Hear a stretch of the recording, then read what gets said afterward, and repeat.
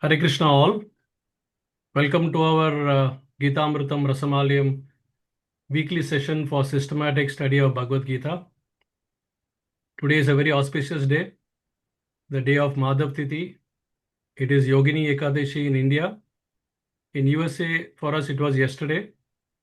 And what greater auspicious day than this do we need to start our chapter 9 of Bhagavad-Gita? I remember it's almost a year now, excuse me, since we started this Gita Amritam Rasamalayam, and we have exactly reached the halfway point of our study of Bhagavad Gita, which has got 18 chapters. And the most important knowledge or the most confidential knowledge Krishna has hidden exactly in the center of Bhagavad Gita, that is chapter 9. And in that also, we are coming to the discussion point today. So we are so lucky and fortunate that this inauguration of chapter 9, the study of most confidential knowledge, will be done by none other than His Grace Amarendra Prabhu. So he doesn't need introduction. All of you are already knowing him. So we welcome Amarendra Prabhu with all our hearts, and we request him to enlighten us today with this confidential knowledge of chapter 9 from verses 1 to 7. With this, I would like to hand over to Amarendra. ओम अज्ञानतिमिरान्धस्य ज्ञानाञ्जनशलाकय चक्षुरुन्मीलितं येन तस्मै श्रीगुरवे नमः। नमः ओं विष्णुपादाय कृष्णपृष्ठाय भूतले श्रीमते भक्तिवेदान्तस्वामिनिति नामिने। नमस्ते सरस्वतीदेवे गौरवाणी प्रचारिणे निर्विशेषशून्यवादी पाश्चात्यदेशतारिणे। जय श्री कृष्ण चैतन्य प्रभो नित्यानंद श्री अद्वैत गदाधर श्रीवासदि गौरभक्तवृंद। हरे कृष्ण कृष्ण कृष्ण हरे हरे, हरे Ram Ram Ram Hare Hare. Thank you very much for a warm welcome, and thank you for having me here. Could I have the co-host rights so that I can screen share to the verses? Yeah, I'll just make you the co-host, or else you can just send me a request for sharing. I can even approve that as well. Let me see. I mean, if you can just make me the co-host, then... Yeah, I am just...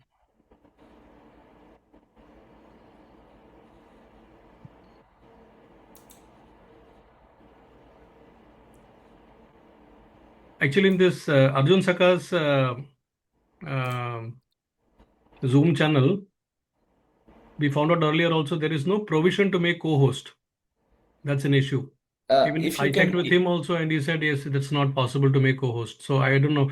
So best way would be for you to ask me for the sharing rights of the slides, and I can approve it.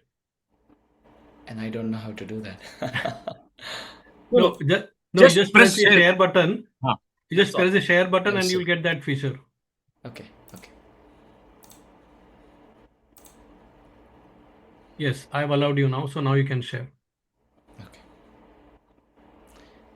And would you also be able to spotlight me? Yes, I can do that. For the videos, yeah. Okay. Yes. Yeah, thank you. Just make sure that there is confidentiality when this goes on social media, especially for those who have their videos on. This helps. Thank you. So let's get started. So we have a lot of ground to cover in 1 hour time. This is chapter 9 of Bhagavad-Gita, the most confidential knowledge. We'll chant the 7 verses first, and then we'll go through the discussion later. Text 1 to 7. Shri Bhagavanuvacha idam tute guhyatamam pravakshямyanasuyave jnanam vijnana sahitam yajñātvā mokshase shubhat. Translation. My dear Arjuna, because you're never envious of me, I shall impart to you this most confidential knowledge and realization, knowing which you will be relieved of the miseries of material existence.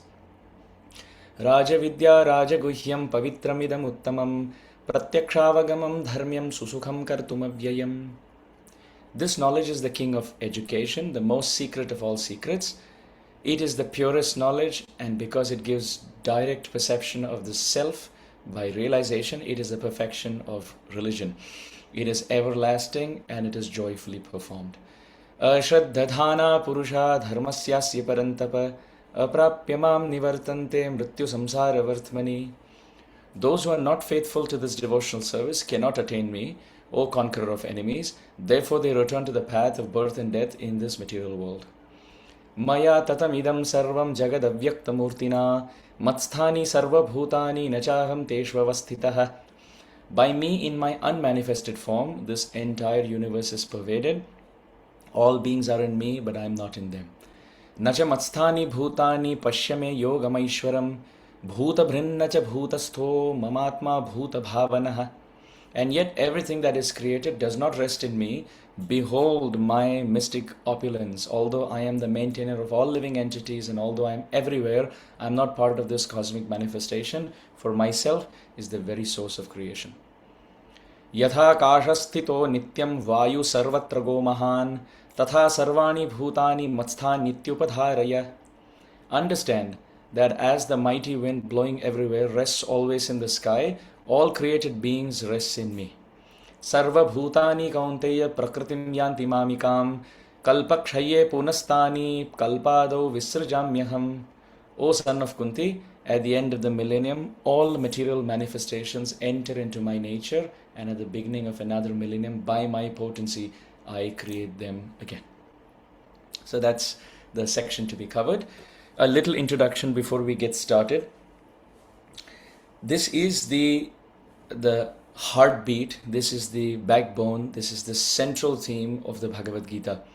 As we know, Bhagavad-Gita has 18 chapters divided in 3 categories, where the middle category from 7 to 12 deals with bhakti, and chapter 9 is the middle of the middle category. And this chapter 9, has many beautiful verses where Krishna speaks about serving him, loving him with all one's heart, speaks about bhakti. It is described that this chapter is the most confidential knowledge. And we find this in the first verse itself, where Krishna says that idam tute guhyatamam pravakshamya nasuyave. In the first verse itself, Krishna uses the word guhyatamam. In Sanskrit, guhya means that which is confidential, gopaniya, gopya baat jo hai, jaise Hindi mein kehte hain, something that's very confidential. So there's guhya, then there's guhyatara, then there is guhyatama, meaning something that's confidential, more confidential, and most confidential. So in chapter 2 of Bhagavad Gita, guhya has been explained, where the difference between body and soul. Most in this world don't know. They think, well, I'm Indian, I'm South Indian, I'm Tamil speaking, I'm Chinese, I'm Russian, I'm male, I'm female, I'm father, I'm brother, I'm sister, I'm son, I'm daughter, I'm a scientist, I'm a housewife, I'm a mother of 3, I'm a daughter to someone, I'm a son to someone. We have all these labels for our bodies. Surely we act on all of those responsibilities. But Krishna teaches us, we are not these bodies. We are not these bodies. Just like you have a hand inside a glove, and when the hand moves, the glove moves. But when the hand is removed, the glove falls.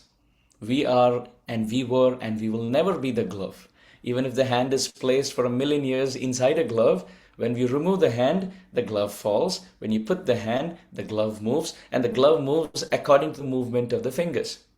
Right? So by this example, we understand we are spirit soul. That's like the hand in the example. And this body that we are holding is like the glove. So just like when the soul enters the body, the hand enters the glove, that's birth. When the hand remains in the glove, that's the soul in the body, that's life. When the hand leaves the glove, which means the soul leaves the body, that's death. And even when for 1,000,000 years the hand remains in the glove, which means the soul remains in the body, the hand doesn't become the glove, the soul never becomes the body. The hand and the glove, meaning the soul and the body, are 2 different identities altogether. And more importantly, between the 2, the glove doesn't decide how the hand must move, the hand decides how the glove must move. Which means when the soul is in the body doesn't tell the soul how to act. But depending on the soul, the body is used in different ways. Some are using their body to go down to hell, some are using their body to go to Swarga, some are using their body to reincarnate in human forms in this world, while some are performing bhakti, using the glove, the body, to move favorably. So between the two, there's difference, and between the two, the soul is above matter or body. So this is covered in chapter 2. So this is called Guhya. More important, more confidential than this, which is Guhyatara, is covered in chapters 7 and 8. We said, well, the soul is different from the body. That's level 1 understanding of confidentiality. Then level 2 understanding is, where does the soul come from? Whom does the soul belong to? Whom does the body belong to? Who creates the body? Who creates the soul? And what is the interconnection between the creator and the created? Which means, what's the connection between the soul and the super soul or Bhagavan? Level 1 understanding, we are the soul and not the body. Level 2 understanding, because we are the soul, we have a connection with the Lord who created us. This is covered in 7 and 8. So this is more confidential. And most confidential is, what is that relation between the two? How do you attain Him? How do you impress upon His heart, please Him, and attain Him? That's covered in chapter 9. That's most confidential. So level 1 understanding is Atma Tattva. Level 2 understanding is Ishvara Tattva. And level 3 understanding is Prem Tattva or Bhakti Tattva. Soul, level 1. Super soul, level 2. How the soul can attain the super soul or Bhagavan. How to please Him. How to win His Kripa. And how to attain Him eternally. This is covered in 3 layers of Guhya, chapter 2, Guhyatara, chapter 7 and 8, and Guhyatama, chapter 9. So this is the introduction. Now let's get into a deep dive into these verses. So let's start with verse 1. This is why we know it's not just confidential, it is most confidential. So now Bhagavan Uvacha, Krishna is speaking. Krishna says, Idam tute guhyatamam. So we discussed this term guhyatamam. And now let's go through different words here. Idam, which means this. What does this mean? Jnanam vijnana sahitam. Jnanam means knowledge. Vijnana means realization of that knowledge. So what's the difference between the two? To know that tomato is a fruit is knowledge. But to know not to put it in a fruit salad is wisdom, is realization. So to know something theoretically and to actually practice it and realize the wisdom behind it are two different things. So Krishna in this chapter, he's saying, I'm not just going to teach, Krishna through Arjuna is not just going to teach us what is what, he's also going to teach us how to apply it. So this idam, this one, this tattva, which is knowledge, transcendental knowledge with its application, Krishna says is guhya tama. Now, we also want to, for the sake of, because we are studying Gita here, we also want to see some other references. I would like to take you to Bhagavad-Gita 1864. Look at this verse on the screen share. Here in 1864, Krishna uses the same word again, Sarva Guhyatamam. Sarva Guhyatamam, 1864. Now we'll say, well, why are we jumping there? Because there is a brilliant connection that we can see. A brilliant connection. Look at 1864, which says Sarva Guhyatamam, that this is the most confidential knowledge. Krishna doesn't stop there. Now we want to go to 1868 Gita.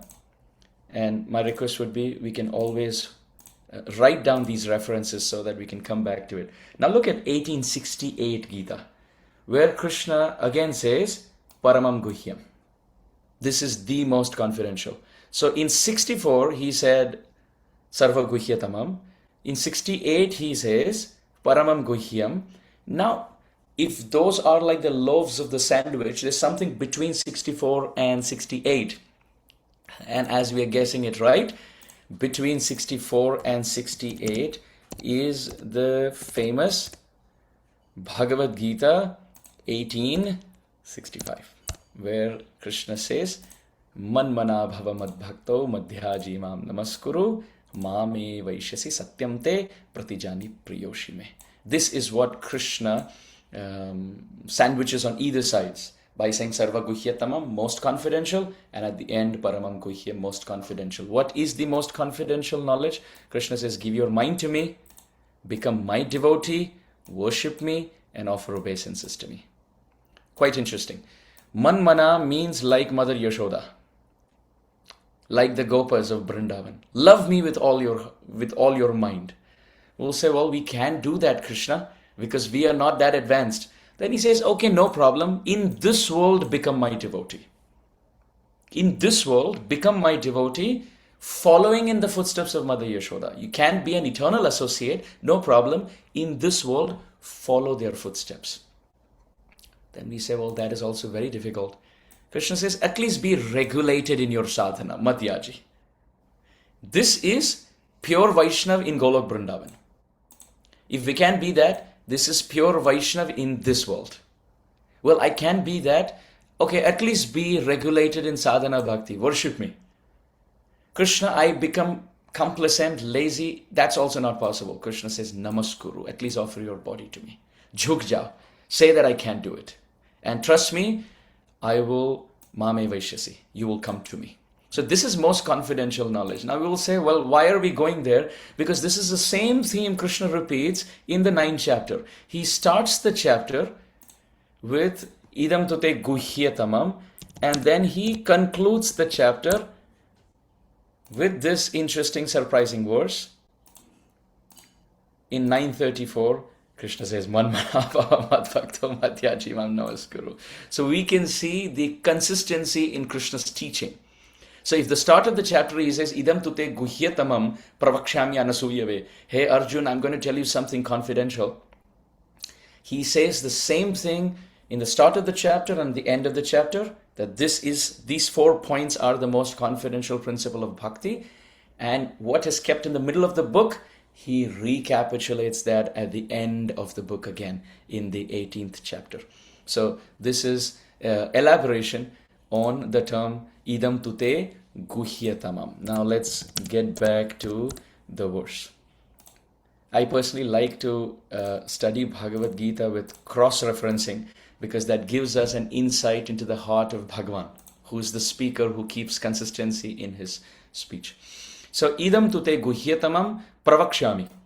He says, hey Arjun, I am going to not just vakshami, I am not going to just say it, pravakshami. In Sanskrit, this prefix pra means prakarshena or prakrishtena, which means in great detail. Hey Arjun, I'm going to explain to you what bhakti is and how to perform bhakti in great detail. Well, someone could say, why are you saying this only to Arjuna? Why are you speaking only to Arjuna? Krishna says, because the prerequisite for Bhagavad-Gita is anasuyave, to be non-envious. Is that also consistent somewhere else? Well, let's see. Let's see. Let's get to Granth-Raj Srimad Bhagavatam, where in the beginning of Srimad Bhagavatam, Bhagwan Vyas, as he starts to speak, he says this literature of Srimad Bhagavatam, Nirmatsaranam, is meant for 100% pure in heart. How does this word Nirmatsara be formed? Nir means without, and Matsara or Matsaryam means envy. So to be free from envy is the criteria to understand Srimad Bhagavatam, and that is the same qualification Krishna places in the start of the Bhagavad Gita, in the start of the 9th chapter, where he says, hey Arjun, I am speaking to you because anasuyave, you are non-envious. The question could be, what is the problem if someone is envious of Krishna? What is the problem? The problem is, if someone is envious of Krishna, they will think Krishna is self-glorifying unnecessarily. They will say, why is he saying among this, I am the taste in water, I am the light of the sun and the moon, worship me, remember me, bow down to me, think of me, become my devotee? Naturally, someone will think, when we are not supposed to glorify ourselves, why is God glorifying himself? This answer has been answered, or this question has been answered in the Ramayana. In the meeting, the first meeting of Hanuman and Sri Ram, Hanuman comes as a Brahmana. And in the meeting of Hanuman and Sri Ram, he asked Sri Ramachandra, who are you? And Sri Ramachandra says, my name is Ram, this is Lakshman, and we are the sons of Dasharath Maharaj in the solar dynasty, the Surya Vansha. Then when Sri Ramachandra asks Hanuman, who are you? Hanuman says, I am the most unfortunate, I am the most dull-headed, I am unintelligent, I am ugly. He goes on with so many derogatory adjectives which don't fit him. But out of his humility, Hanuman speaks all this. And Ramachandra says, what kind of introduction is this? You ask me and I introduce myself properly. And when I ask you, you are saying I am unfortunate, I am dull-headed, I am... What kind of introduction is that? Hanuman answers brilliantly by saying, Oh Sri Ram, when you introduce yourself, there is Ram Katha. But when I introduce myself, there is no Ram Katha. So better I not speak about myself. And the fact that my master, Sri Ram, you are not able to recognize me and you're asking me who I am, this is the most unfortunate thing in the life of a devotee. Why we are tying that to this is because we are not supposed to glorify ourselves, because when we glorify, there's no Krishna Katha. But when Krishna speaks about himself, it purifies the whole world. Bhuvanam Punati, because there is Krishna Katha and there's absolute reality. And it's beneficial for the whole world. But when we speak about ourselves, it is not so. And because we think Krishna should act like me, and I'm not supposed to glorify myself, so he's not supposed to glorify himself, this is the envy which blocks the understanding of Shastra. And because Arjuna is free from that, Krishna says, Bina hichkichaye main aapko satya bata deta hu. Hey Arjun, without any hesitation, because you are non-envious, I will tell you the truth. So amazing. Bhagavad-Gita is so beautiful. Every word has such depth. Now someone will counter question, why is this word tu added here? Because what is the word tu? Tu means kintu, parantu, Hindi में जो कहते हैं लेकिन, English में जो कहते हैं but. This is tu. When I was doing my MBA, our teacher taught us, if someone glorifies you and then puts a but, negate everything that they have said till now. Because what they want to say, they're actually going to say after the but. So it's interesting. Why would Krishna, in the start of the verse, in the start of the chapter, use tu? Why does he do that? Acharyas have explained that also, that in the start of the 7th chapter of the Bhagavad-Gita, in the start of the 7th chapter, Krishna started speaking Jnana Vijnana Sahitam. Krishna wanted to speak knowledge with realization in the start of the 7th chapter. Maya asakta manapartha yogam yunjan madashraya asamshayam samagram mam yatha nyasasi tachrunu. In the start of the 7th chapter, Krishna wanted to speak Jnana Vijnana Sahitam. But what happened was, as he was speaking, in the 8th chapter, Krishna was interrupted by Arjuna, who asked 7 questions. So Krishna, who wanted to speak all this that he's speaking in the 9th chapter, he wanted to speak in the 7th chapter. But Arjuna, in the middle of that, asked 7 questions. Krishna answered all of them. And now, after that interruption, wants to go back to where he left off. And this is why he adds the word tu, which means after the 8th chapter, hey Arjun, let's not change topics. Let's come back to where I left off. And this is why in the start of this verse of this chapter, Krishna uses the word tu. Now you will say, does he use this in other places also? Surely enough. Surely. Let's look at another wonderful example where Krishna uses the same idea so that you're convinced I'm not making things up. Look at this. In 9:12 of the Bhagavad-Gita, chapter 9, text 12, which will come later, Krishna says, Moghasha mogha karmano mogha jnana vijay tasaha rakshasim asurim chaiva prakritim mohinim shruta. In this verse, he speaks about demoniac nature. Krishna talks about those who are rakshasi asuri pravriti and they are shritaha. They take shelter of prakriti mohinim, this temporary bewildering material nature. So he talks about the demoniac nature, those who forget him, those who reject the Shastra, those who are under Maya. He talks about all of them. And then when he wants to talk about the great souls, in the next verse, he has to add a but to flip the context. So now after speaking about those bewildered by Mahamaya, he says, Tu. However, O Arjun, Mahatmanas tu Mam Partha Daivim Prakriti Mashrita. The Mahatmas, the great souls, however, they take shelter of Radharani. Daivi Prakriti means Radharani. They take shelter of Radharani. Those who worship Krishna taking shelter of him along with Radharani, they are the Mahatmas. They are the Mahajano Yena Gatasa Pantha. So the context is, here Krishna uses the word tu in 9.13 to flip the context of 9.12. But here if you see in 9.1, there is no previous verse to continue from in the chapter. So we must understand that this is connected to the 7th chapter discussion, which was interjected in the middle. And after all those questions, Krishna comes back to his original context. Knowing this transcendental wisdom, what will happen? In America, there's a question, what's in it for me? If someone says something, the question to rebuttal is, what's in it for me? Why are you telling me? Isme mera kya fayda? Ye sunkar, ye padkar, reading this, hearing this, what's my gain? Krishna says, by knowing this, hey Arjun, moksha se ashubhat, you will be free from everything that is inauspicious. Everything that is inauspicious, you will be free from it. So now, Srila Prabhupada in the purport, he brilliantly explains that this Jnana Vijnana Sahitam is bhakti, which means associating with the devotees, hearing from them, and cleansing the contamination in the heart.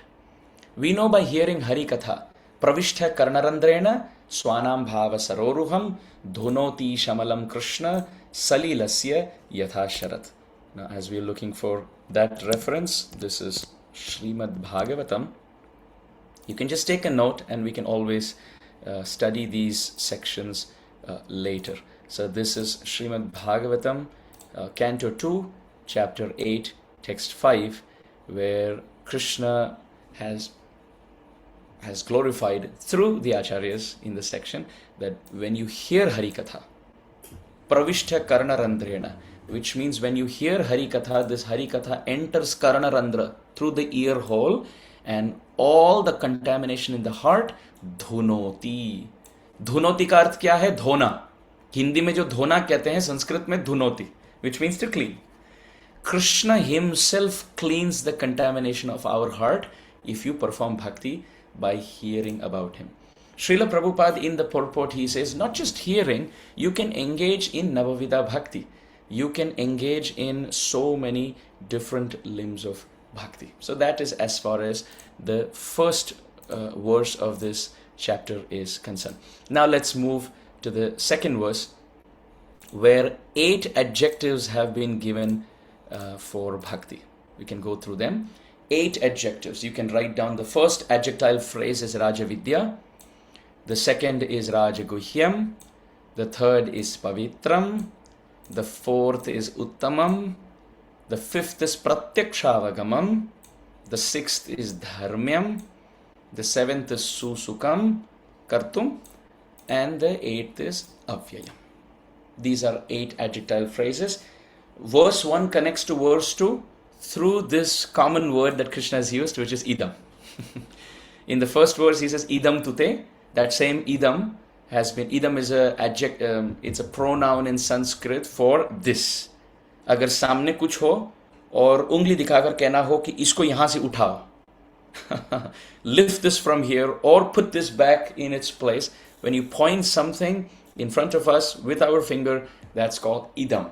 So Krishna is speaking about bhakti and uses the same word idam with these 8 adjective phrases. So now let's go through these adjective phrases.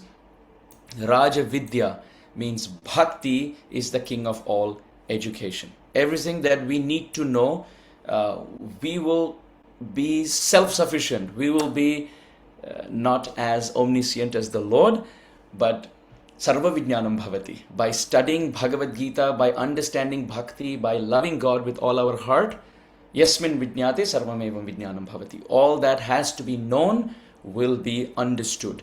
This is the first phrase. And how do we know? Where else in the Bhagavad-Gita does Krishna say, by performing bhakti, one will know everything that has to be known? You can write this reference down. This is Bhagavad-Gita 7.1, where Krishna says, if you know bhakti, then asamshayam samagram mam yatha jnasasi tachrunu. The word asamshayam means without doubt. Jnasyasi means to know. Samagram means completely. By performing bhakti. How do we know this verse talks about bhakti? Krishna uses the word mad ashrayaha. If you take shelter of me, and mai asakta mana, if you give your mind to me. Very simple, consistent. The teaching is consistent throughout the chapters. Krishna is saying, if you take shelter of me, and if you give your mind to me, and if you're attached to me, then, hey Arjun, know for sure, without doubt, completely, you will know me. You will know me. And that is the same thing, Rajavidya. It is the king of all knowledge, knowing which you'll know everything. How do you know someone is a king? Someone is a king when he has sovereignty over everything else. If someone is a leader of a village, he leads the village, but he doesn't lead the next village. But if someone is a king under whom there are 50 territories, then he controls all 50. So if something is Raja Vidya, then that Vidya controls all other Vidyas, knowing which one knows everything. Again, in another verse of the Bhagavad-Gita, Krishna mentions, this is 15:19, Bhagavad-Gita, 15:19. Here Krishna says, look at this, again bhakti. He says that if you perform bhakti, how should the bhakti be? Sarva bhavena, with all your heart. Bhajati, bhajdhatu sevayam. In Sanskrit, the word bhaja means to serve. So if you serve Krishna with all your heart, what does Krishna say? Janati purushottamam. You will know him. And not just know him, Krishna calls such a devotee sarvavit. Nice term to know. Sarvavit. Sarva means everything. Vit means to know. Prabhupada translates this as the knower of everything. So by this we know, if we know Krishna through bhakti, then this is Raja Vidya. We know everything. Everything that has to be known, we know. Someone will say, by performing bhakti, will I know the temperature in Afghanistan? Will I know the rotation and revolution of planets? Will I know the temperature on the sun? My question is, do you really need to know it? That ChatGPT will tell you. You can just Google and all of that is available. Anything that can be available on our fingertips is not considered to be very difficult to know. But by performing bhakti, you can know the heart of the creator of the whole creation. That ChatGPT, that Google, that Wikipedia can tell us. Where ChatGPT ends with artificial intelligence, where real intelligence begins, and where real intelligence ends, that's where bhakti begins. Because you get an entrance into the heart of the creator of the whole creation. Adjectile phrase number 1, Rajavidya. Now, adjectile phrase number 2, Rajaguhyam. Krishna hides. Krishna really hides. He masks himself in this world. And how does he mask himself? A very brilliant example the Bhagavad-Gita gives. Krishna says, Matta parataram nanyat kinjidasti dhananjaya, mai sarvamidam protam sutre manigana iva. Now look at this Kanthimala. This Kanthimala, you can see the beads, maybe not so much even through the device, but have faith, there are beads here. We can see the beads, but what's keeping the beads together is the thread. The thread exists, but is covered by the beads, so much so that when you see the Kanthimala, you see the Kantha, you see the Mala, but you don't see the thread which holds the beads together. Krishna says, I, as the thread, I'm holding this world like the beads, so much so that people are busy looking at the beads of this world. People are busy looking at the sun and the moon and the stars and the sky and the plants and the food and the fruits and the flowers and the grains and the earth and the sky. It looks like a rap, but anyway. We see all of this around, which are like beads, but what we don't see is the Lord who's going through all of them as Paramatma, as the Super Soul, nourishing through the rays of the sun and the moon, nourishing through the fragrance and the taste of Mother Earth. So He is the thread holding all the beads together, and He's invisible. Let's look at a beautiful verse from the Bhagavad-Gita as reference for this point. Krishna mentions in 725. Look at this. Krishna says, I am so guhyam. I am so, and let's not forget the context. This is still explanation on Rajaguhyam. Krishna says, I am so confidentially situated that na aham prakasha sarvasya. I am never manifest to the foolish and the less intelligent. For them I am covered by my potency, and therefore they do not know that I am unborn and infallible. So Krishna likes to hide. Even in Vrindavan with his friends, Krishna likes to play hide and seek. So Krishna says, na aham prakasha sarvasya. Even in this world, मैं छिपता हूँ. मैं सबके चित्त में छिपता हूँ. मैं पृथ्वी में छिपता हूँ. मैं वृक्षों में छिपता हूँ. और जल के रस में मैं छिपता हूँ. शशि और सूर्य के प्रकाश में मैं छिपता हूँ. इतना छिप जाता हूँ कि लोग नास्तिकवाद की ओर प्रवेश करते हैं. Krishna is so hidden in this world.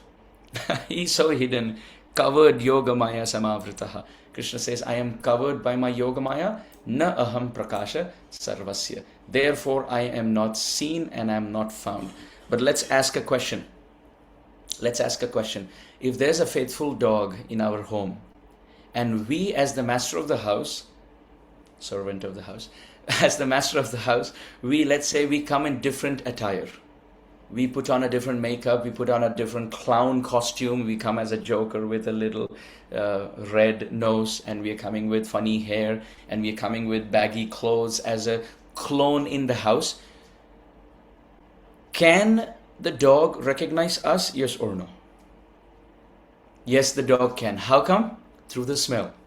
The dog initially can't, but as he comes and sniffs us, he starts wagging his tail. And then the master has to remove his costume and embrace the dog. Others may or may not recognize, but the dog will. Where are we going with this example? Krishna, as the master, he hides himself. And people in general may not recognize him. But the faithful devotees who are like dogs. How can you compare pure devotees to dogs?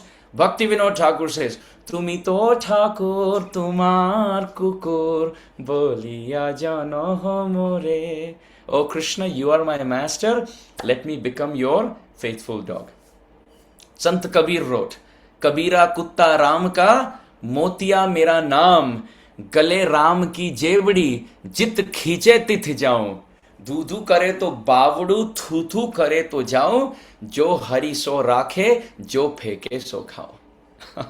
Kabir Das ji wrote, may I become a faithful dog to my master Sri Ram, so that gale Ram ki jevdi, I don't become a stray dog. I put the kanthi mala, which is the dog belt, making me the pet dog. And if my master calls me close, I will go close. If my master shoos me away, I will go away. I will stay in the courtyard of the house. When intruders come in, when thieves come in the form of atheists, I will bark and shoo them away. And whatever my master gives me to eat as prasad is what I will sustain on. So on that basis, pure devotees are like faithful dogs. And the Lord can come in so many forms, and the pure devotees, through the fragrance of the Lord, they can recognize. So bhakti is so nice that it is not just the king of all knowledge, it is the king of all secrets, which the Lord is opening up and making accessible to all of us to make us into pure devotees. Let's see the third adjective phrase of bhakti. Please forgive me, I'm not sure if I will be able to reach verse 7. Bhagavad-Gita is so intoxicating. I'm going step by step. Please excuse the speed. I think we'll be prepared for an extended session today. No problem. Go ahead. Thank you. So the third adjectival phrase is pavitram. Bhakti purifies us like no other process. Bhakti purifies us like no other process. Ganga purifies us. Certainly, when you dip in the Ganga, Ganga purifies us. But there's a difference between Ganga and the practice of bhakti under the guidance of pure devotees. Gangar purasho hoile paschate pavan, darshane pavitra koro ei tumar gun. Sri Narottam Das Thakur says, Ganga can purify the heart of sins, but the sinning tendency still remains. So you dip in the Ganga, past reactions are all taken away, but the proclivity to sin still remains. So we leave the Ganga, sin again, we come back, dip in the Ganga again, we become purified, we leave, the sinning tendency still remains, we sin again, and this cycle continues, which Bhagavatam says it's like the bathing of a baby elephant. You bathe in the water, you become clean, you come out, now you feel cold. So you throw dust on your body to feel warm, you do feel warm, you get dirty, now to clean, you go back into the Ganga, you dip, you become clean, now you feel cold, you come out, and the cycle continues. But pure devotees are such, when you perform bhakti in their guidance, in their association, not just the sins of the past, even the tendency to sin in the future are also uprooted. Bhagavatam also gives another example. Other processes of atonement are like a forest fire which burns down the trees. Yes, forest fire may burn down the trees, but the roots of the trees are underground. The trees are burnt. Next time when it starts to rain, the roots, the seed will fructify and the tree will come back. Another forest fire, the trees are burnt, but the seed, the roots are still active, which means the sinning tendency may remain. Ganga may be able to purify the sins of the past, but the tendency to sin still remains, which bhakti, chanting, reading, hearing, associating with devotees, studying Shastra, hearing Harikatha, worshipping the deity, performing parikrama, that not just purifies the past, also purifies the future. It takes away all sinning tendency. Does Bhagavad-Gita in other places also say that this process is all purifying? Let's look at this beautiful example.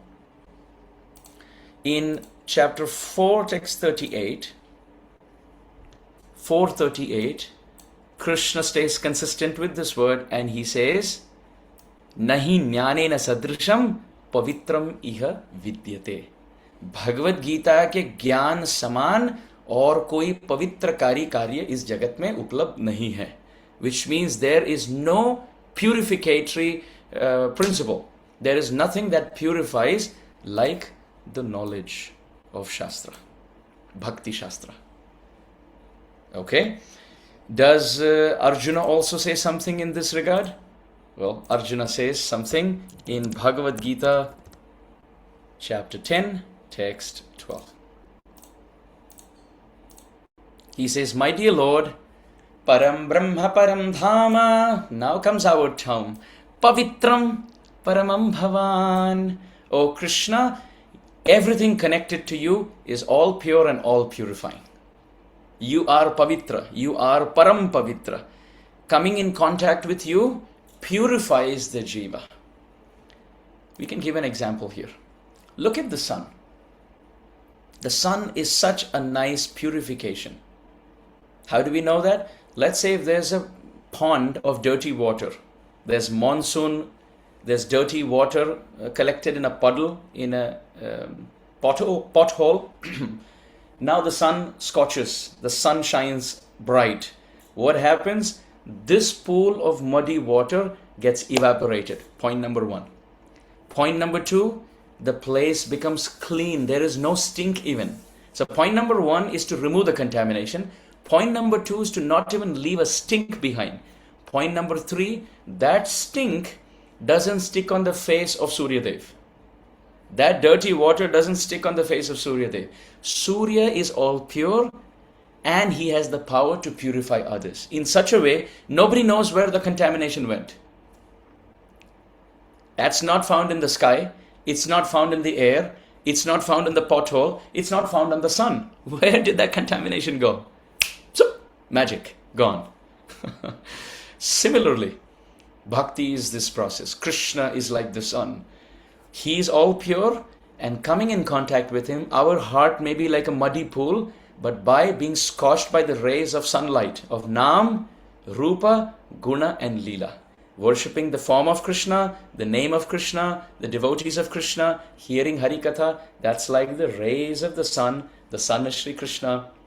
Our heart is the pothole. All our lust, anger, envy are the contamination in that pothole. They all get evaporated. Heart becomes clean. This is why Bhagavad-Gita, this verse says, Rajavidya, Rajaguhyam, Pavitram. This verse should give us confidence. It should motivate us. Yes, I want to perform bhakti.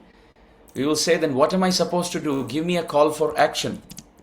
There comes Srimad Bhagavatam to teach us from here. Look at this.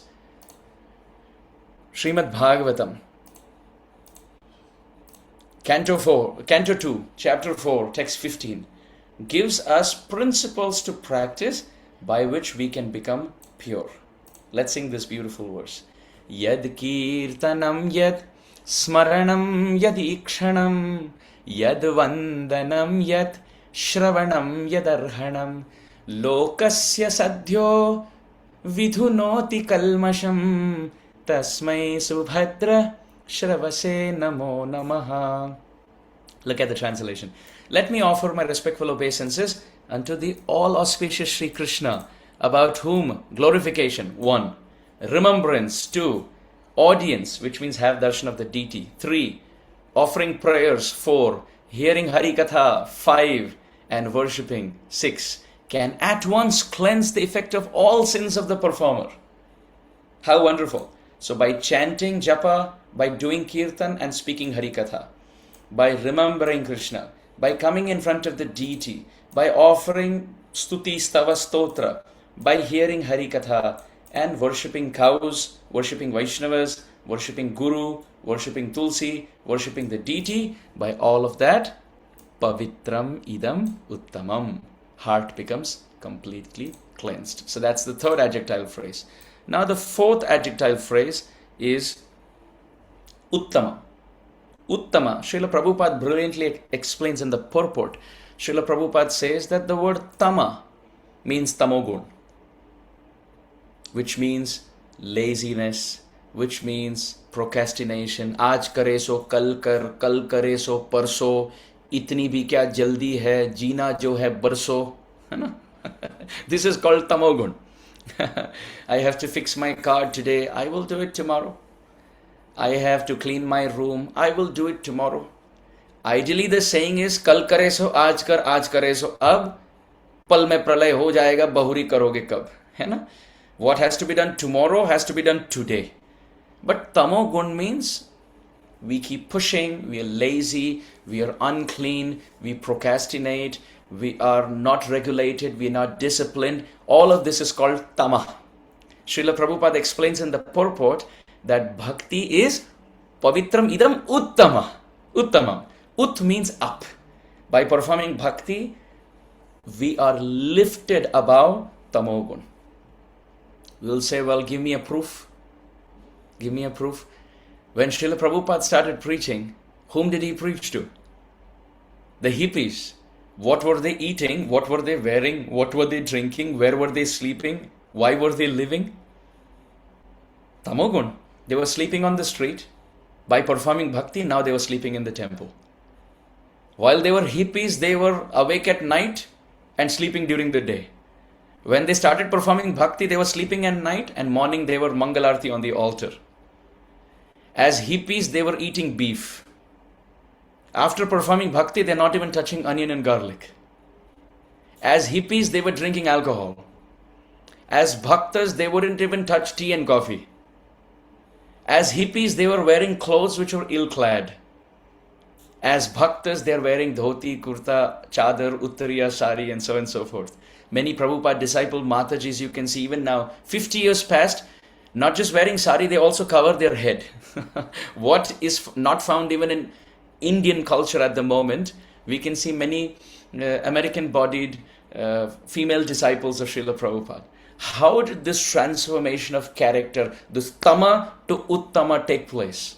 By the power of bhakti. We all have so much hope. Look at the character of Jagai and Madhai. They were completely gone case in Chaitanya Charitamrita, Chaitanya Bhagavat. But by the touch of Nityananda Prabhu's compassion, they became Jagadananda and Madhavananda. They were chanting so many names of Krishna. It is described 200,000 names of Krishna every day. And serving Vaishnavas in complete change of character. Think about Ratnakar, who was a Daku. By chanting the holy name of Ramachandra, he became Valmiki. Ulat naam rat sab jag jana, adi kavi bhay brahma samana. Sri Tulsidas ji writes, he who was a dacoit at one point, by chanting the holy name backwards, instead of chanting Rama, he chanted Mara, and he became Valmiki. Think about Mrigari as an example.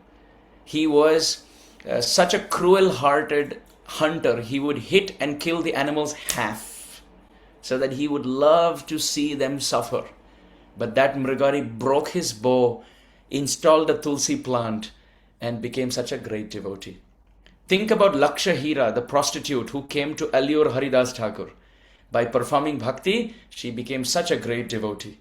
Niranta namlo karatulasi sevan achirata pavetumi krishnera charan. Haridas Thakur told the prostitute, give up your wrongdoings, worship Tulsi and chant the holy name, you will have a change of heart. This is the explanation to Uttama. We will go, not just become purified, we will go beyond Tamogun, Rajogun, Sattvagun, and Sattvam Vishuddham Vasudaiva Shabditam. We will get transcendental. Now let's see the fifth adjective phrase. Pratyaksha avagamam. Pratyaksha avagamam, which means you can see the effect yourself. You can see the effect yourself. Let's see 10 years ago हम क्या करते थे? 20 साल पहले, 20 years ago, what were we speaking? What were we eating? What were we relishing? How were our weekends? What was the clothes that we were wearing? Who are the friends we were hanging out with 20 years ago?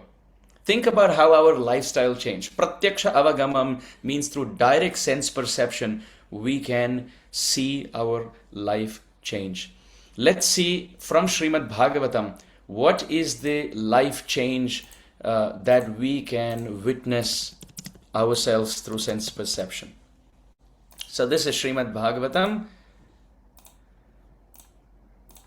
Canto 1, Chapter 7, Text 7, where it is described by performing bhakti, by hearing about Krishna, what will happen?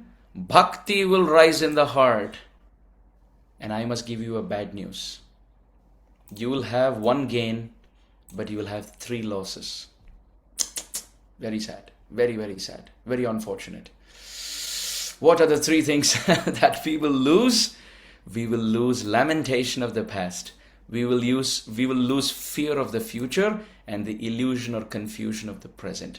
Bhagavatam says, पहले का भूतकाल का शोक. Hi, why did I do this? Why did this happen to me? This kind of lamentation of the past will be overcome. Bhaya, the fear of the future. What if? What if tomorrow? What if day after tomorrow? What if next year this happens?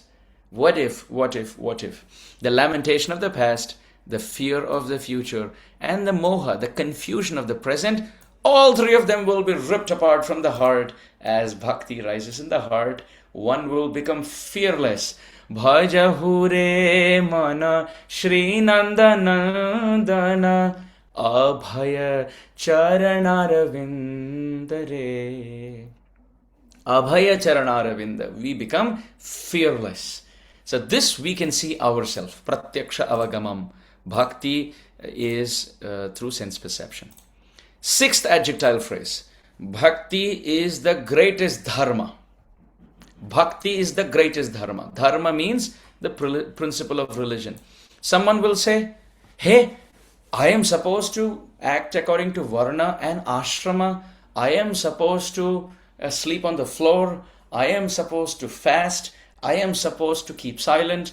I am supposed to walk on top of a mountain. I am supposed to grow my beard. Different families, different cultures have different so-called principles. But bhakti is the greatest dharma.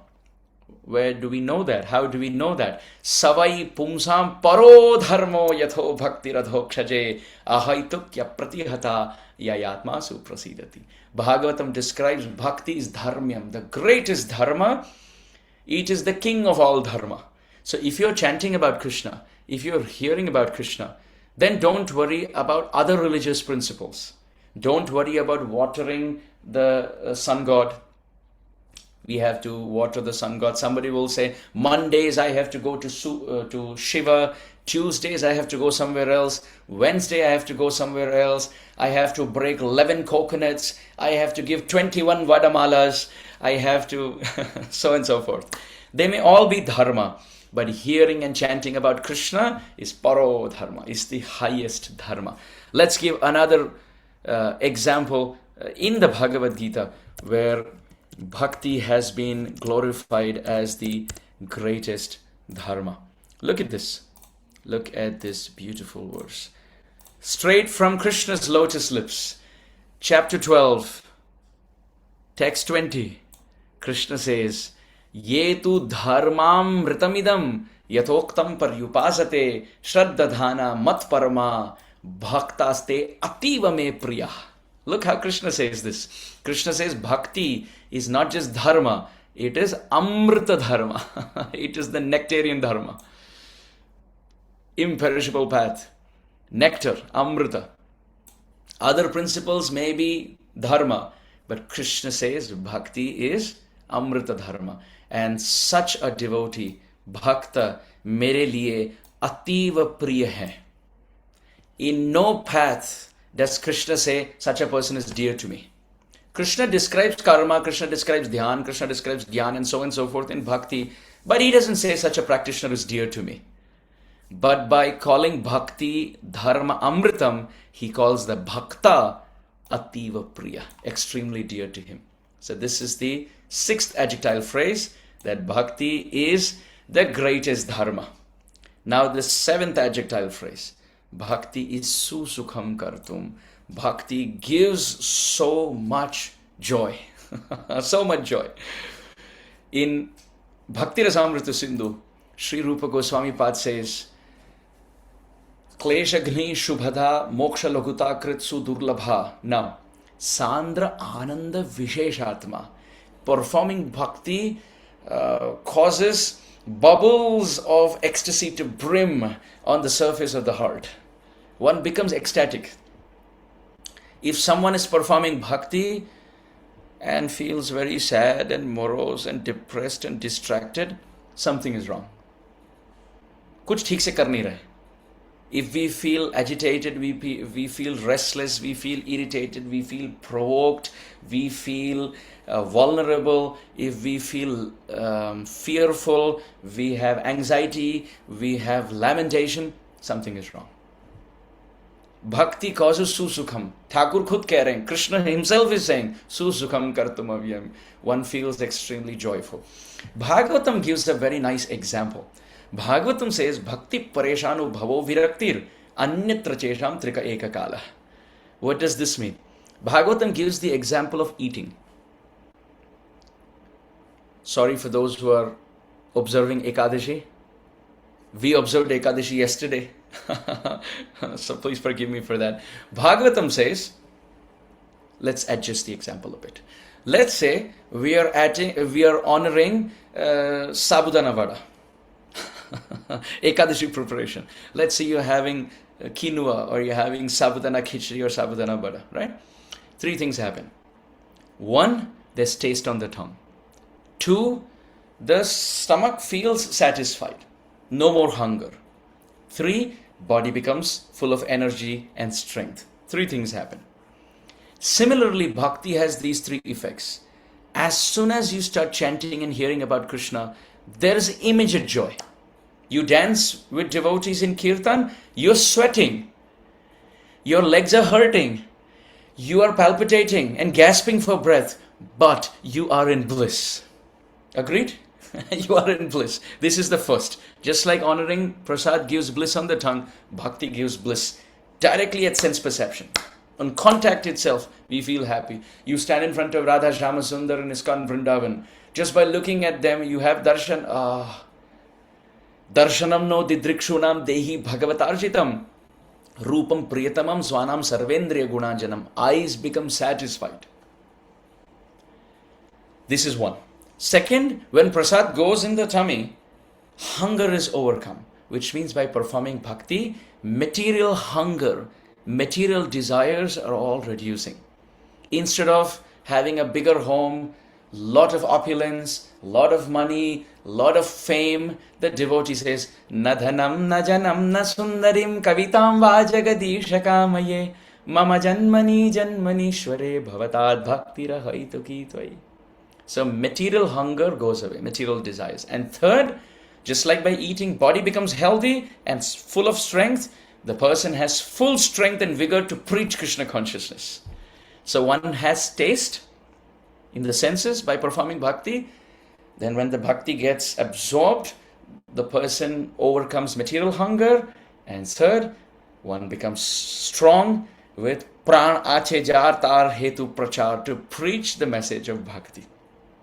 So this is the elaboration on the term susukham kartum. And finally, the last adjectival phrase, avyayam. Krishna says this process of bhakti is avyaya. Avyaya means imperishable, everlasting. Anything else that we perform goes from one country to another. I collect a lot of rupees. I have it in India, but I can't show Gandhiji here in America. They will say, you keep in your pocket. We here need Benjamin Franklin, or we need George Washington on the bills. And that same bill, if I show to some shop in Russia or in China or in India, they will say, no, you bring back Gandhiji. That's the bill, that's the note that we accept. So what works in one country may not work in another country. What works in one time may not work in another time. What used to be a norm in 1950s may not be a norm in 2026. So things change with time, things change with place. Things may change in the span of one life, but may still be there in that one life. But after we are gone, in the next body we can't carry. We may have a PhD in this birth, but we can't carry it in the next birth. But bhakti is avyaya. One round you chant this birth, next life we can start with the second round. This is why we see so many children, they are devotees right from childhood, because they were devotees in past life. This is the 8th adjectival phrase of bhakti, being avyaya, everlasting, non-perishable. So these are the 8 adjectival phrases. What a brilliant verse. What a brilliant verse. Such a packed verse straight from Krishna's lotus lips. Raja Vidya, Raja Guhyam, Pavitram, Idam Uttamam, Pratyakshaavagamam, Dharmyam, Susukham Kartum, Avyayam. Fantastic. If that's okay, I may seek permission from Shamchandra Prabhu and Shamsundar Prabhu. Please forgive me. I don't know your initiative. Go ahead. If go ahead. I could, my question is, if I could just cover another verse, and then I want to open the floor for questions, if that's okay. Instead of running through and finishing up to 7, would you all be able to continue in the next session? I'll stop at 3 if that's okay. We could do that as well. Whatever suits you, we can do accordingly. Thank you. So to everyone on the call, we will take one last verse for today, and then I want to hear from everyone. We want to take some reflections, or we want to take some questions. So let's go to the next verse. That's the 3rd verse.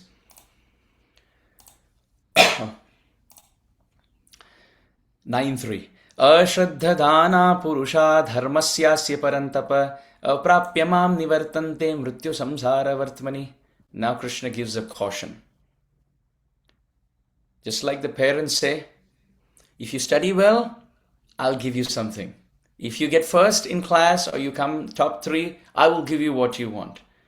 And still, after all of this, if the child doesn't study, what does the father say? What does the parent say? Thappad lagenge do. Chalo, bat chodo, padai karo. है ना? Exam के बाद जो खेलना खेल लो, पर अभी पढ़ाई करना पड़ेगा, नहीं तो 4 थप्पड़ लगेंगे. Of course, in America, you can't do that because the kids would call up 911. That's another thing. But you can see through Anvay and Vyatirek, these are 2 ways to teach something, which means if you do this, I will give you this. And if you don't do this, then I will give you this. So there's Anvay and Vyatirek, the positive and the negative way to teach. So Krishna here, after saying that bhakti is so wonderful, we should perform, now he's giving a caution. But however, those who are not faithful to this process, even after I have explained it, Krishna says, if you don't put your faith in me, then what to do? You will have to return to the path of birth and death again and again. If you perform bhakti, you will come to me. If you have faith in me, you will come to me. But if you don't have faith in these words, किसने देखा, किसने कहा, पता नहीं कृष्ण थे कि नहीं, पता नहीं ये ग्रंथ सही है कि नहीं, गीता किसने लिख दी, ये किनकी उत्प्रेक्षा है, किनकी टीका है, whose commentary, who has said it, who has seen it. If this is the purview, if this is the perspective, and if we are ashraddhadhana, then Krishna says, मैं क्या कहूँ? Then Maya will catch and will put us in another body, and the cycle of birth and death must continue. Krishna भूली जीव जैसे अनादि बहिर्मुख, अथ एव माया तार दिय संसार दुख. कृष्ण भूलिया जीव भोगबांछा करे, निकटस्थ माया तार झपटिया धरे. Chaitanya Charitamrita. In Bangla, the same thing has been explained, that if you don't put faith in Krishna, and if you forget Krishna, then Maya catches. Krishna surja sama, Maya hai andhakar, jahan Krishna tahan nai maher adhikar. Maya is like darkness. Krishna is the sunlight. If you put faith and stand under the sun, we will get vitamin D. D means devotion. D means destination. You stand under the sun of Krishna Bhakti, you get the ultimate destination. But then if you don't stand under the sun, then naturally darkness, gloomy shadow will take over, and that means cycle of birth and death will continue. So the choice is ours where we want to go.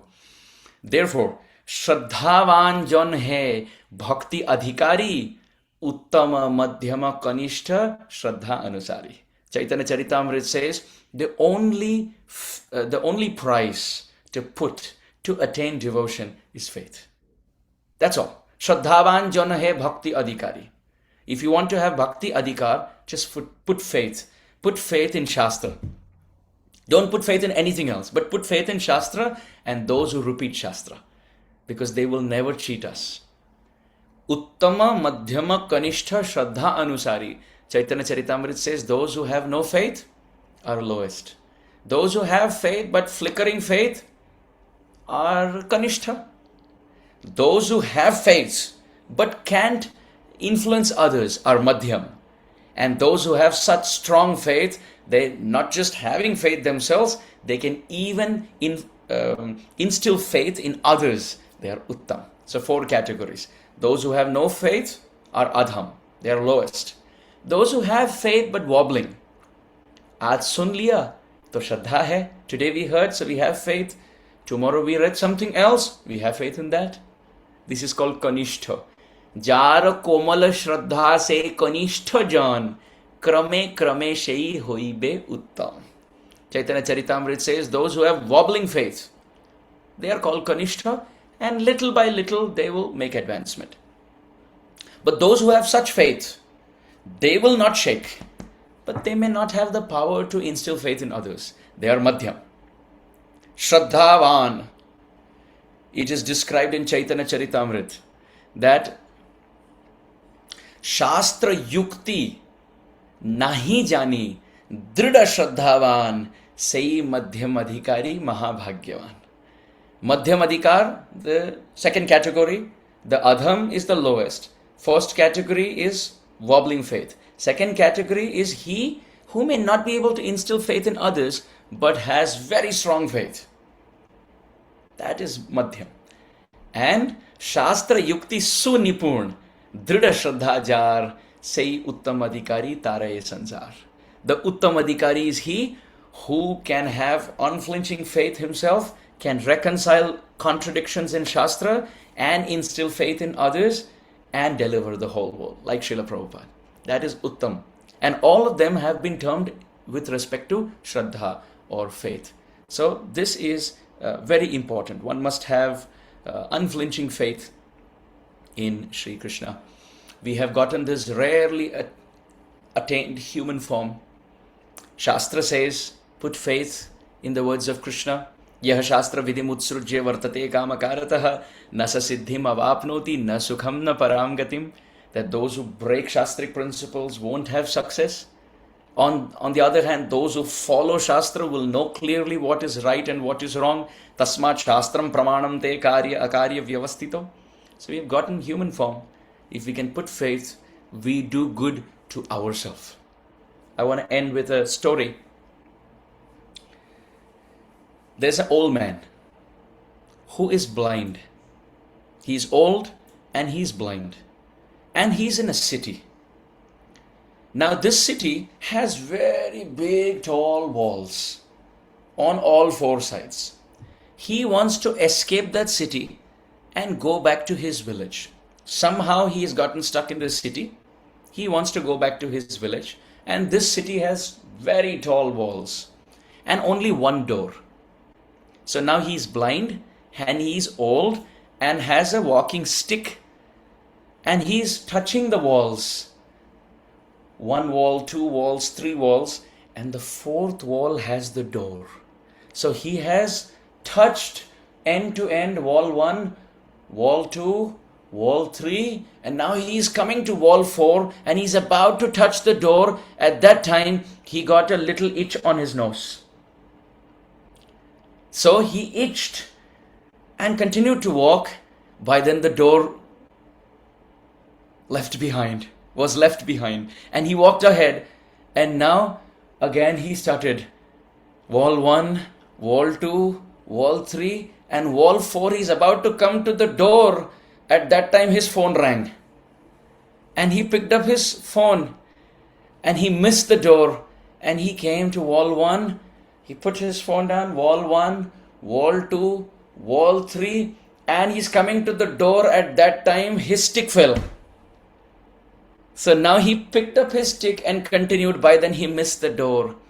And in this way, this cycle went on and on and on and on and on, not knowing how to get out.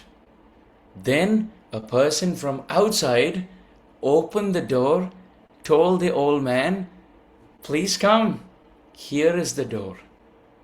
What do you think the old man should do at this point? He should have faith in the person who has opened the door for him and just walk through the door. He will be free.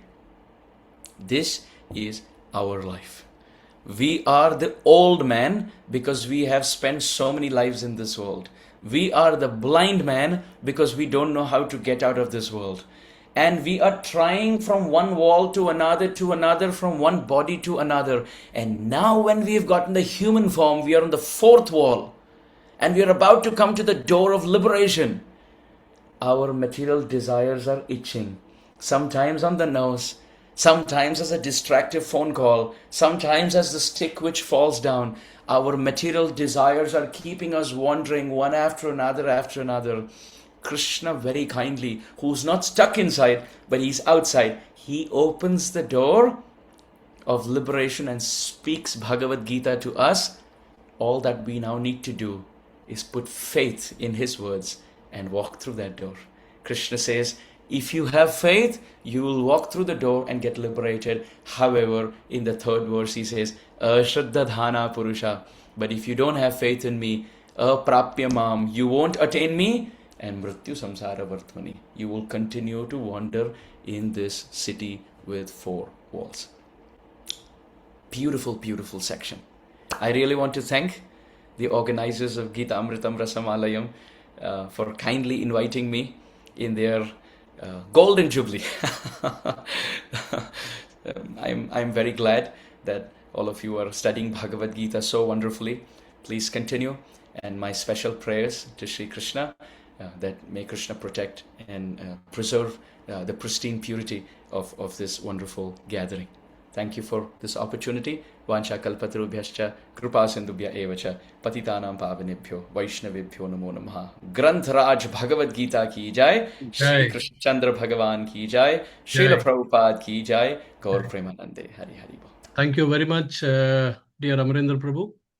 I was just remembering those three words to describe today's session, Tushti, Pushti, and Shudhapayo. So it was completely satisfying our taste. It was completely nourishing our soul. And of course, it was eradicating our thirst or hunger that we had to hear about the various adjectives that Krishna gives as characteristics for bhakti. I was wondering whether we should have probably limited only to verse number 2 for you today. And even in that, also out of the 8 adjectives, maybe only one adjective would have been sufficient for you to cover the entire session and do justice to it also. So thanks a lot. And I was also remembering on May 16th, there was a question by one of our participants. I don't know whether she is there. Manisha, she is there. Manisha? Yes. So Manisha had asked a very nice question at that time, at the end of session number 43. If all the participants remember, she had asked why Krishna chose Arjuna only for sharing the wisdom of Bhagavad Gita. Okay. And then we, at that time, we gave her the answer that in 4.3, it is mentioned that Bhaktosi me Saka. Sakha cheti. Bhaktosi se cheti Rahasyam he iti Uttamam. So, and then of course, we also said that it will come in the 9th chapter that the non-envious nature of Arjuna, that also will come. That is Parvakshyami Anasuyave. Anasuyave. Yeah. So that was very nicely brought out today. So these three reasons, now if you combine, gives us the answer that why Krishna chose Arjuna so specially amongst all his sakas to share the wisdom of Bhagavad Gita. Thank you so much. Very nice. And we wish that you keep coming more frequently in Gita Amritam Rasavalim sessions. It is quite difficult to, get your time. You're very busy, but this has been the very humble request from all the participants time and again. They have been telling me to get you on the speaker list, but then after, I think the last you spoke was in November chapter 3, if I remember correctly, and then your turn, you just took it now. I have the liberty of sitting next room and then bringing you. So that's a advantage. And thanks all dear participants. Now let's open the floor. Okay, now let me make this announcement. Today there will be no quiz session because we will postpone it to the next week. And instead, what we thought was that we'll open the floor for maybe a few questions or maybe some reflections. Yeah. And yeah, you can raise your Could, hands and we'll ask could I based make on. a could I Yeah. make a request? Maybe the spotlight. I'm not sure if you still want to keep it on me or you want to keep it Okay. on everyone as you all wish. It can be no problem Okay, because okay, okay, you're the speaker for the day. You're on the spotlight for us. okay. And then any realizations, reflections, whoever wants to share can share, but be brief so that we don't extend the session too much. Yeah, And then so the whatever we have to continue for the verses. We'll do that next week, and we'll also do the quiz session and reflections, etc., for the entire 7 verses next week. And also, second thing is, if there are any first timers in this today's session, I can see some new names who have joined here, like Krishna, then Shanti, Rupini, Kamala, Devi Dasi Mataji, and who else? Uddhava Prabhu, Uddhava Das Prabhu. And so anybody they want to participate in our future sessions, so kindly message me on my number and I'll add you in the group of Gita Amritam Rasamalayam so that you can also participate in our future session. And my number is, I'll put it in the chat box and you can look at the chat box and you can kindly join using that chat box. Okay. Now let's take the first question from Abhijit. Yes, over to you, Abhijit. Be brief and try to come on the video if possible. All of you who wants to ask question, please come on the video. Thank you. Hare Krishna Prabhu. Thank you so much for today's class. I just wanted to ask you, since you mentioned that you love to study Bhagavad Gita by cross-referencing, I wanted to ask you that how can we study Bhagavad Gita with cross references and take reference of what our acharyas have said about the same? Because I can think of few things like one can do it when it is taught like taught like that, or when you have gone through the Gita once or twice, and you just know how all the cross references work now. So as a beginner, as someone who have not studied Bhagavad Gita completely entirely once, how can we study like that? My request would be initially the first reading should be sequential so that we know what's where, and then second reading onwards we can put a little sticky note or a little highlight, and then you can have an index either in the beginning or at the end of the book that this verse purport or this verse Sanskrit talks about this principle. So whenever you come back, let's say for example, you're reading about Pavitram, right? All pure.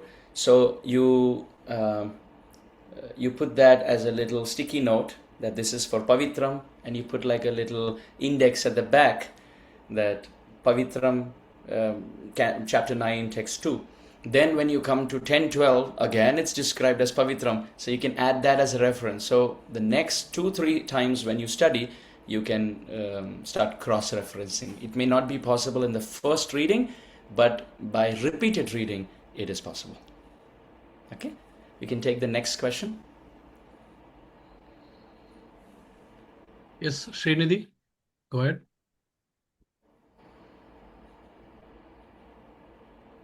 Hare Krishna, Prabhupada. Today so many things are there to share, but a lot of homework to do also later. So many verses can check. Actually, I have a personal question, Prabhuji. Unfortunately, I'm not able to feel that gratitude whenever I'm hearing Harikatha from Guru, from Sri Gurujan, and from Vaishnavas, and I don't have, I'm not getting a gratitude towards Krishna also. Whenever I get things, I'm just saying thank you, but it is not becoming anything hard deep or something like meditation at least. But I'm not feeling that gratitude in my heart. And also, if somebody is glorifying me, in my college also, I keep tilak and go, so they say many nice like that. So I become agitated also. And if I speak to some devotees, if they tell me anything, I feel, oh, I have already heard this. I have already heard this before. You got to know now. Like in my mind it goes, but I don't say, but it goes in my mind. So how can I avoid these things and develop gratitude? Shri Krishna Chaitanya Kripa Karahe Bichar, Bichar Koile Chitte Tumi Pave Chamatkar. Krishnadas Kaviraj Goswami Pad says, you simply have to count the things that God gives us. Bichar Koile Chitte Tumi Pave Chamatkar. You will find it astonishing how merciful Shri Krishna is. In this world, if we are having a toothache, and if the dentist does a root canal or a crown or a cleaning, filling, etc., and we pay them, we go an appointment, we pay them, and they do it, we are still grateful. We say, thank you, doctor, thank you. I was really in pain, but thank you for helping me. Now imagine if he says, I will clean it up for you, I will do the surgery, and you don't have to pay me. Then how much more will we feel, oh, doctor, you are my favorite. Thank you. Whenever I have a problem, you help. And imagine now if that doctor says, I am doing cleaning in such a way, you will never get any tooth problem ever in your life. Imagine how much more grateful you will be. So he's cleaning, not taking a fee, and promising never again you will have pain, tooth pain. Now imagine if he does a surgery in the mouth in such a way, he's not taking money, he's taking us away from problem, no more ever future problems, not just in the mouth. He promises you will not even get headache, you will not get stomach ache, you will not even be old, and you will not even die, and you will get Vaikuntha, you will get Goloka, you can sing and dance with Krishna, and I don't expect anything from you. What do you call such a person? Emana dayala prabhu nahi tribhuvane, Krishna prema hoye jar dur darashane. Krishnadas Kaviraj Goswami Pad says, he says, Krishna is so kind that there is no list how much we can go on writing on how merciful, how magnanimous, how benevolent the Lord is. He's giving us the breath that we are breathing. During COVID, you can imagine people were unfortunately dying because of lack of oxygen beds. And now we're breathing with so much ease. He's giving that breath. He's giving the food. He's giving, the heart is beating inside. The thoughts are coming in. We are putting whatever we want in our mouth and He's digesting and nourishing our body. We go out, we see flowers, we see fruits, we see trees, we see birds, we see butterflies. He has created such a beautiful, beautiful world. How can we not feel gratitude? We say we feel gratitude in our heart to have parents, while there are so many who are orphans, right? There are so many who are widowed, so many who are orphaned, so many who go through accidents, so many who go through poverty. We are grateful that God is keeping us in a very safe, sound place. How can we not feel gratitude? Dharmajnasya kritajnasya satyavakyo dridhavrataha. This is the start of Valmiki Ramayana. That we want to worship the Lord who is grateful. Krishna is so grateful. We don't do anything for Him, but He still remembers even one flower that has been offered. So why can't we remember how much He is giving us? And now regarding someone glorifying us and we feeling agitated, we should neither feel agitated when someone glorifies nor feel agitated when someone criticizes. Because if someone is criticizing us, we deserve so much more. We have 50 bad qualities. The person is so great, he's only able to see 2 bad qualities in us. So that's good. And if someone is glorifying the good qualities that we are having, it's like holding our guru's bead bag. Let's say our guru gives his bead bag to us and goes to the bathroom and says, please hold my bead bag till the time I'm back. And now we are holding that big bead bag and everyone says, Prabhu, you have such a beautiful bead bag, such a wonderful big bead bag, nice big beads. What do you immediately say? You immediately say, well, the bead bag is beautiful, I agree, but it's not mine. I'm just holding my guru's bead bag. Same with everything that we possess. It's not ours. One stroke, one heart attack, paralytic stroke, that's it takes for us to be tethered on a wheelchair for life. What are we proud about? And regarding the third point, when someone tells us something and we feel, I already know this, they only got to know about this now. If it is something material, doesn't matter who knows it, when, where, why, how. Absolutely doesn't matter. And if it's something spiritual, for us, information doesn't matter, transformation matters. The same Putana Leela has been glorified since time immemorial. And someone may get to know now, and we may know that pastime 10 years ago, but still we should sit with that person and discuss that pastime. In bhakti, Machitta madgata prana bodhayanta parasparam kathayantascha mam nityam tushyanti cha ramanti cha. Who knows how much doesn't matter? The intention to sit and hear and speak and read and remember Krishna together matters. Everything else is grey matter, it's brain substance, who cares? Heart substance is what Krishna is attracted by. One may know thousands of shlokas, but if one doesn't have bhakti in the heart, what is the use? And if one has bhakti in one's heart and doesn't know any shloka, Krishna is still bound by the ropes of the bhakti of that bhakta. There was one South Indian Brahmana who didn't even know how to read Bhagavad-Gita. He was reading it the wrong way. He was not able to pronounce properly. But Chaitanya Mahaprabhu went to him and embraced him. Because this Brahmana was weeping. Everyone else was making fun of his pronunciation. But this Brahmana was weeping that Krishna is so kind. He who's the Lord of everything, he became the chariot driver for Arjun. He is so kind. Mahaprabhu saw this sentiment and he didn't go and embrace any Brahmana. He went and embraced this South Indian Brahmana. Vipra kohe murkha ami artha nahi jani, shuddha ashuddha gita padi guru agyavani. The Brahmana, the Vipra, he studied Bhagavad-Gita, maybe with mistakes, but to keep the word of his guru's instruction. Mahaprabhu was impressed by the transformation of the heart, not so much about the information of the head. Okay, so those were the 3 questions that you posed, and I tried to respond to them. Thank you. Thank you. Thank you. We can take the next question. Yes, We have Saptari. 4. Yeah, we have 4 questions to go. Let's do rapid fire now in the Yeah. interest of time. Hare Krishna Prabhu, Ananta Kotudinatana. First of all, I would like to thank you for giving us the darshan association. And also, I would like to thank our Guru, His Grace Shamchandra Prabhuji, and actually to both of our Gurujans for these special appearances. Just not only you, His Grace Arjun Saga Prabhu and others also, means, they come so for all these appearances. Thank you so much. Yeah, one small reflection I just would like to share that you said when we chant, the best part of bhakti is that we do one round and it inspires us. If we are unable to complete in this lifetime, we get another chance in next lifetime to continue this path of bhakti to do another round. So that will always stuck, and we have heard it so many times, and it is the best, sweetest part.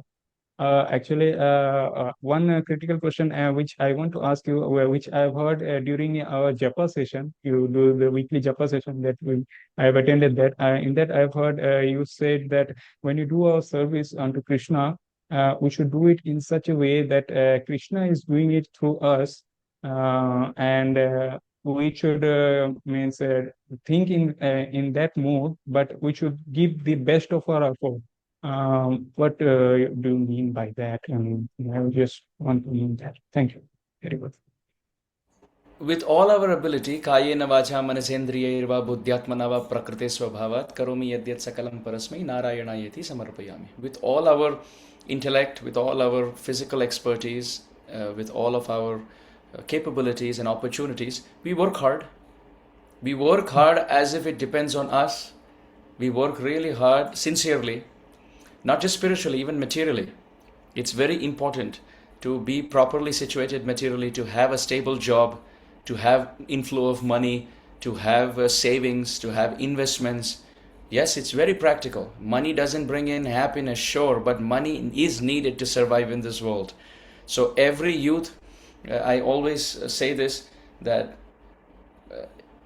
unless you're a pure devotee, then that'll be another case. But for most of us in the conditioned state, it's good to complete one's education. It's good to get to a job. It's good to support one's family. It's good to be stable materially, and also practice bhakti by chanting, reading, etc. So in all material and spiritual activities, we put in our 100% with all of our capability. And at the same time, when the results come in, we know Krishna is controlling it. So pray as it depends on him, and work as it depends on us. So in this way, Krishna is empowering us through capabilities. We do our best and leave it to him. Thank you. Next question by Jatavat Janvi Mataji. Yes, Mataji, go ahead.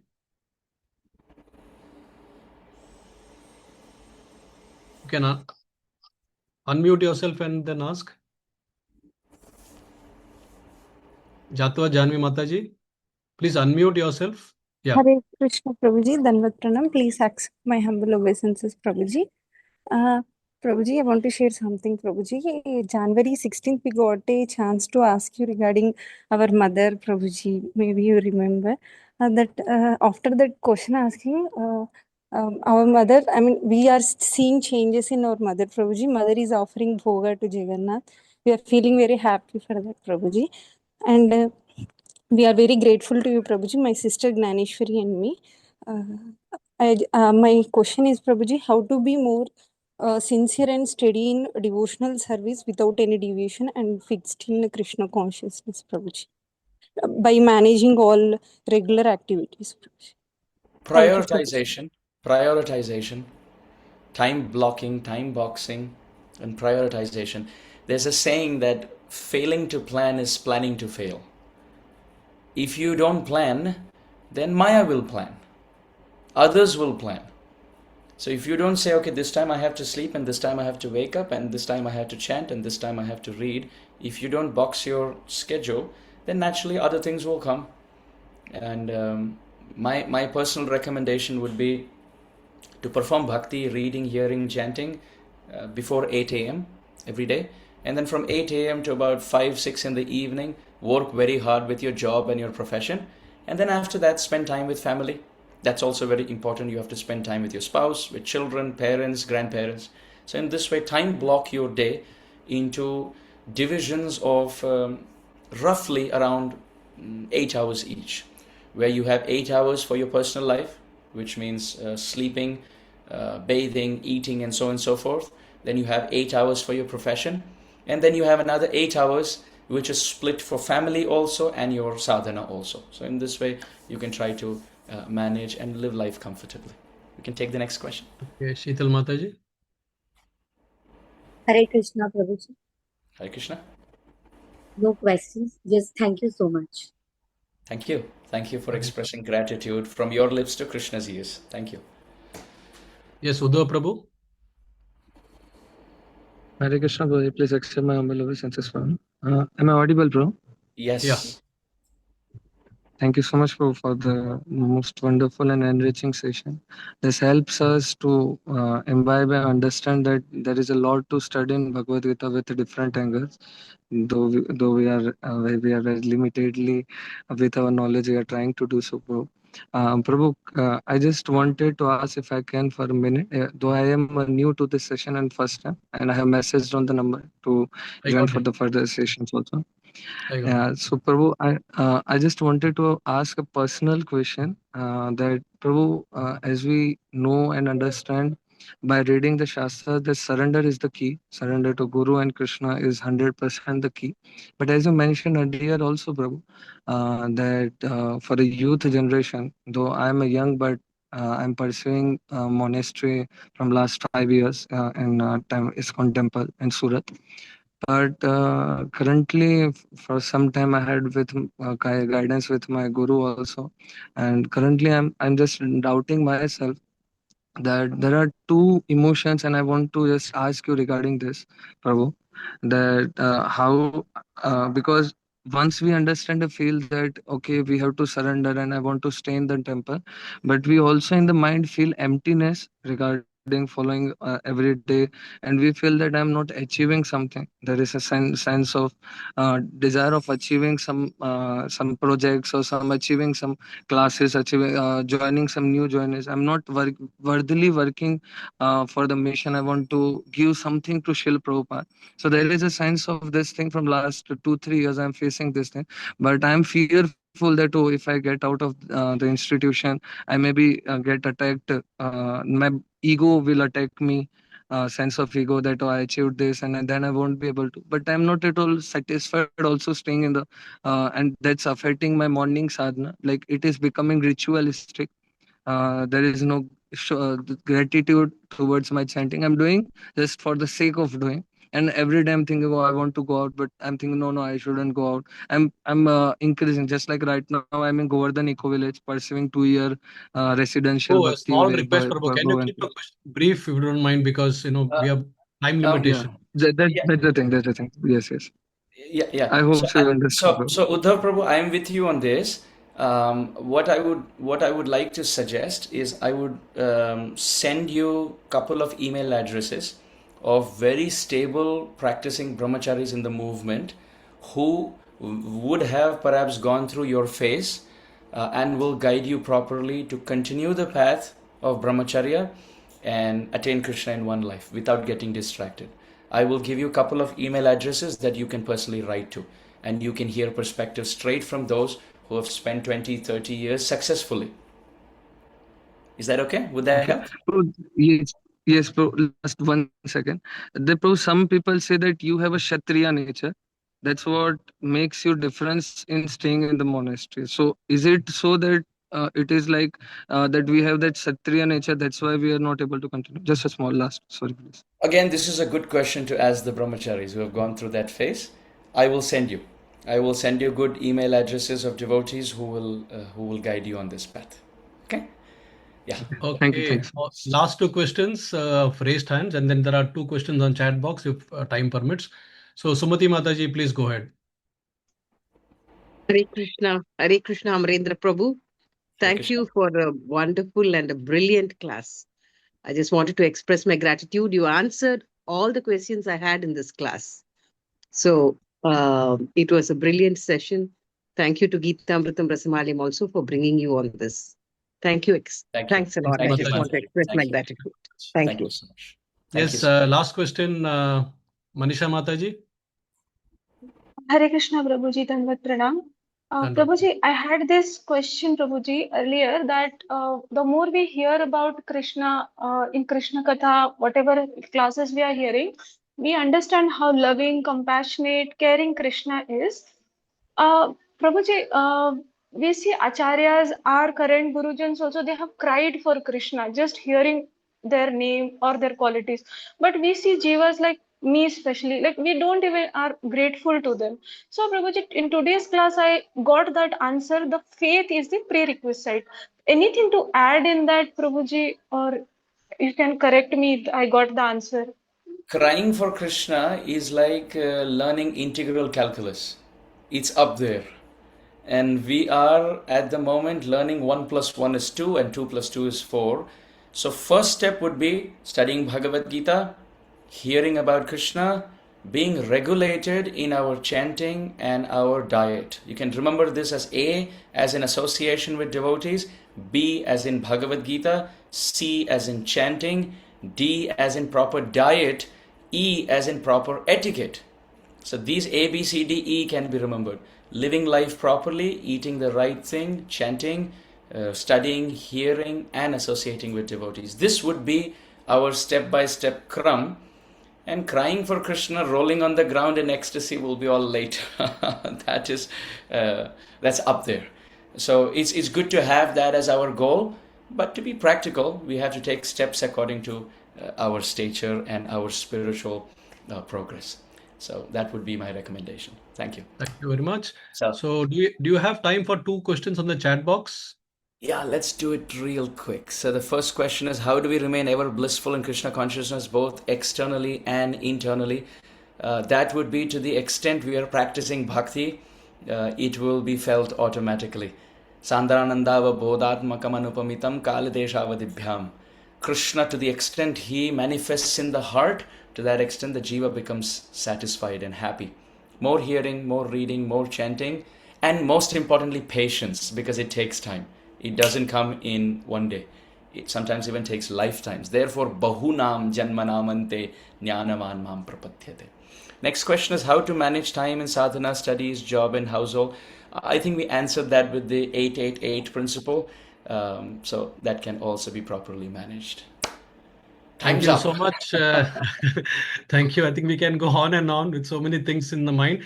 But maybe what we will do is, in the interest of everyone, we will try to invite Amarendra Prabhu once again later, only for question answer session. Whatever we have accumulated till now, from chapter 1 till say whatever chapter, whenever he comes, and we'll just bombard him with all the questions. 1 hour only question answer. Would that be a good idea? I'm not sure if I'll have answers, but I can definitely hear the questions. Okay, so that is what we can plan, because when we try to integrate question answer with your session, it becomes a really very, very long session. Yeah. And I mean, in India, it's already what, dinner time, pretty well past dinner time, so we have to respect that as well. Yeah. So thank you all Thank you. once again very much for joining our Golden Jubilee session. I think in a very nice, small family way, we all celebrated. I just love this Gita Amritam Rasamalayam family. I mean, I feel each one of us, are, whatever you all do, it's like, the pain that anybody undergoes, it's my pain as well, So in that way, each one of us can think, and we can give the gift of Gita Amritam learnings to more people. Encourage your near ones, dear ones, friends, whoever it is, to join. Now, no harm in joining. Even now they can catch up, because it's not like you missed something so you cannot catch up. There are so many recorded sessions you can go and hear. So let's be in that mood, in the mood of serving each other. Thank you very much once again, and have a nice blissful, joyful weekend tomorrow, and then we'll meet again next week. Vancha kalpatarubhyascha kripa sindhubhaivacha patitanam pavanebhyo vaishnavebhyo namo namaha. Ananta Koti Vaishnavrinda ki jai, Srila Prabhupada ki jai, Bhagavad Gita ki jai. Amarendra Prabhu ki jai.